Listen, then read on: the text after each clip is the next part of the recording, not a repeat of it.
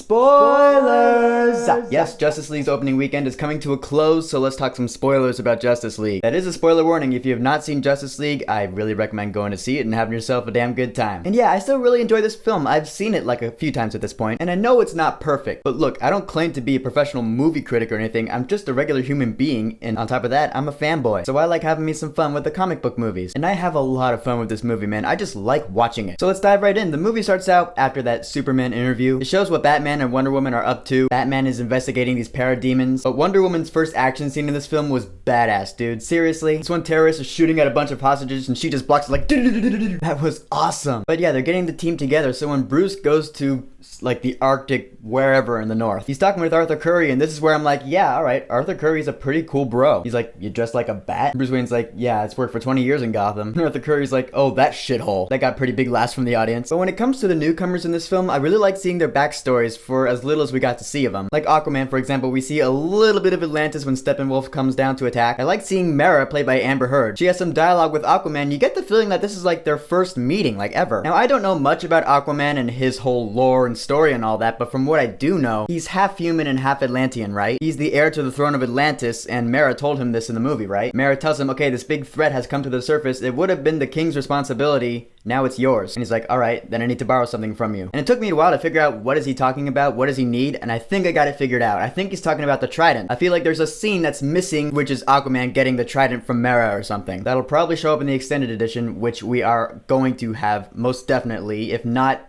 And we see Barry Allen is in Central City. He's talking with his father, Henry Allen, in prison. Henry Allen, played by Billy Crudup. And I recognize a lot of this, you know, the feelings that Barry is feeling for his father. He's like, I want to get you out of prison because you're innocent. I recognize all this from the Flash TV show. I watched the first, season and a half, and then I just kind of lost interest. But you feel like, okay, this is where Barry Allen's coming from. When it gets to his solo film, whenever that's going to happen, it's going to deal with that and Reverse Flash and how Reverse Flash messed his whole life up, because that's what season 1 of The Flash was all about. But I did think it was pretty funny where Barry Allen was waiting in line, and the guy behind him was like, could you hurry up already? And he turns around, and he sees his hand move really fast. He's like, phew, no, there's no problem. Then he's got, Sharpie glasses on and the mustache. I was like, that's classic. That's funny. And Cyborg's backstory is really tragic, like I said. He's talking with his father, who works at Star Labs. His father's like, you could have a life, but you're choosing to just stay up here brooding. But Victor Stone is like, I have this language in my head that I can't even speak. No one else in the lab knows I'm alive. You don't want them to see the monster. I really bought it. I really bought Ray Fisher's acting. I thought it was really good. But when Steppenwolf lands in Themyscira to collect the Mother Box, first of all, Steppenwolf is the weakest villain I've seen in a comic book movie in a while. Like I said, he's running from Guardians of the Galaxy. He's a bad guy for the sake of being a bad guy. Maybe it's just because I'm an optimist, but I don't let that bring the entire movie down for me. It's a couple of points off, but it doesn't make the movie terrible. But his plan is to get these 3 Mother Boxes from Earth. One is being held by the Amazons at Themyscira, one is in Atlantis, and the other is with Victor Stone's father, who wants to find them all, bring them all together, and destroy the world. But when Diana Prince is explaining the backstory of Steppenwolf to Bruce Wayne, it's a flashback to that big war with all the Amazons and the Atlanteans and the Olympic gods against Steppenwolf. And in the middle of this flashback, you see a Green Lantern flying up. It's straight up a Green Lantern. He makes this green hammer thing and swings it in the air. You know, when I saw that for the first time with a bunch of fanboys, we were cheering. We were like, Green Lantern! I didn't see it coming. That was badass. So that was a nice little cameo for them to throw in. And there's one point where Steppenwolf is like, I'm doing this for Darkseid. I was like, okay, so we are gonna have Darkseid eventually. Darkseid is a pretty big, bad Superman villain. Again, I don't really know everything about him. He's like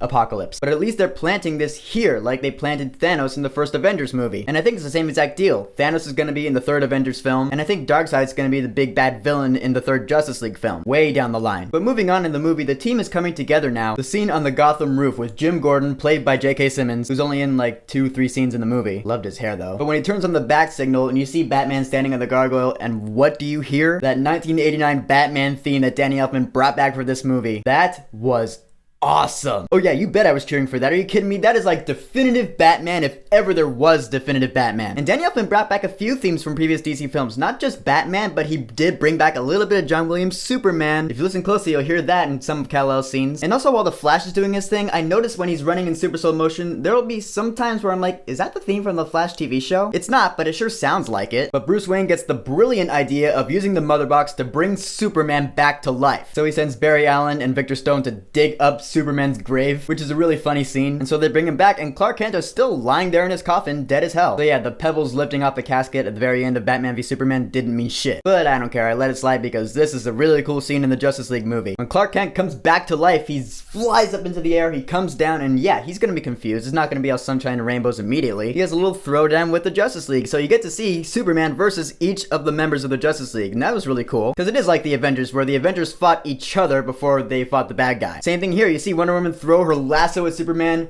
and he grabs the lasso with his arm and starts pulling her towards him. And at a point, this is great. He's got everyone at arms, and the Flash is running behind him. I love this part, because the Flash is running really fast, but you see Superman's eye kind of turn like this. You see the Flash is all like, what? I love that. That is so funny. I crack up at that. Probably the biggest laugh in the movie for me right there. And I'm gonna say this right now. I know a lot of people are saying, oh yeah, they can totally notice a CG upper lip of Superman because he had to do some reshoots and he had to keep his mustache because he's shooting Mission Impossible 6. Again, maybe it's me being an optimist and maybe I'm just stupid or something, but I don't notice it. Can someone let me know which scene they're talking about when they say they notice it's an upper lip that's CG? Because I can't see it to save my life. It looks fine to me. Or maybe it's just me swooning because Henry Cavill is still my man crush. Nah, that's probably it. Speaking of Henry Cavill being awesome though, Superman, when he fights Steppenwolf in this film, this is the best Superman I have ever seen on the big screen. Superman in this final throwdown was awesome! Yeah, when the Justice League all goes to Russia for the final throwdown with the big Zack Snyder blue lightning dome, whatever the hell that is, and the red sky, the Justice League's getting their ass kicked and Steppenwolf is all like, they're all too weak to see the truth. And you hear this voice, it's like,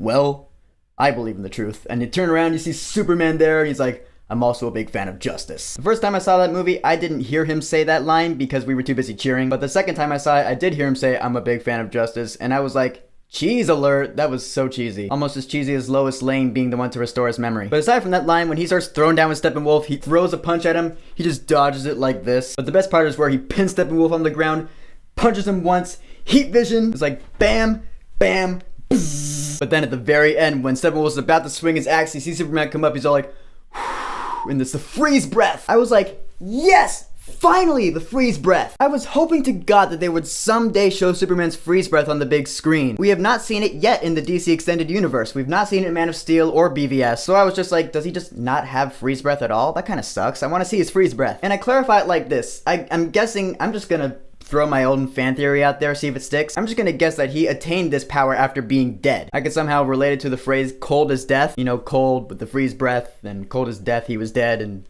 I'm just gonna throw that out there. That's what I'm going with, and I think it's pretty cool. And yeah, I wish this final throwdown lasted longer, but in the end, I'm not really disappointed. We all got our fair share of each member of the Justice League throwing down, kicking ass, and Superman stealing the show like he should. Because this is a Superman that reminded me why I love Superman. Because I was like, that is a symbol of hope, that is the reason people love superheroes. Good job. That'll send Steppenwolf back to the void from whence he came. And yeah, Steppenwolf is dragged back up into the void by his own parademons. Yeah, go on, you weak-ass villain, get out of here, no one likes you. And then there's that epic heroic shot of each of the 6 members of the Justice League. I'm like, that's a definitive Justice League shot. But the weird thing is, yeah, those weird alienish flowers start growing. I remember when I first saw it, one guy in the audience, I heard him say, are we in Oz now? What is this? And I was like, yeah, why the fuck is this happening? But in the end, the Justice League saved the day and the world. And in the epilogue, we see they got a new Justice League headquarters. I think it's gonna be in like Wayne Manor or something. Bruce Wayne's like, yep, we're gonna have a round table right there, 6 seats. Wonder Woman's like, yep, but room for more, which allows for new members of the Justice League, maybe Martian Manhunter, Hawkgirl, Green Lantern, bring in Jon Stewart or Hal Jordan, I don't know, someone from the animated series. But that mid-credit scene was awesome though, because everyone wants to know who would win in a race, Superman versus the Flash. Because there was that one part where they were rescuing everyone, where the Flash is running and Superman catches up with him, he's like, slowpoke. We're like, alright, are they gonna race? And it's the mid-credit scene, it's great. I mean, we don't get to see who won the race because it just stops at that one shot. I really want to know who won that race. I want to see the race. I don't know, maybe they'll mention it in a potential Flash movie or sequel to Man of Steel. Here's hoping. But that post-credit scene, holy shit. You remember a while back there was that viral video of a screen test of Joe Manganiello as Deathstroke. We were thinking, oh, that's gonna be for the solo Batman film. But no, we straight up see him in the post-credit scene here talking with Lex Luthor. Lex Luthor, who is a lot more calm and reserved now, thank God. But you see Deathstroke take off his mask, it's Joe Manganiello. I'm like, cool, he looks like Deathstroke, looks like Slade Wilson, awesome. And Lex Luthor's like, shouldn't we form a league of our own? I'm like, alright, it's gonna be Brotherhood of Evil or Legion of Doom or Injustice League, well, I don't know, I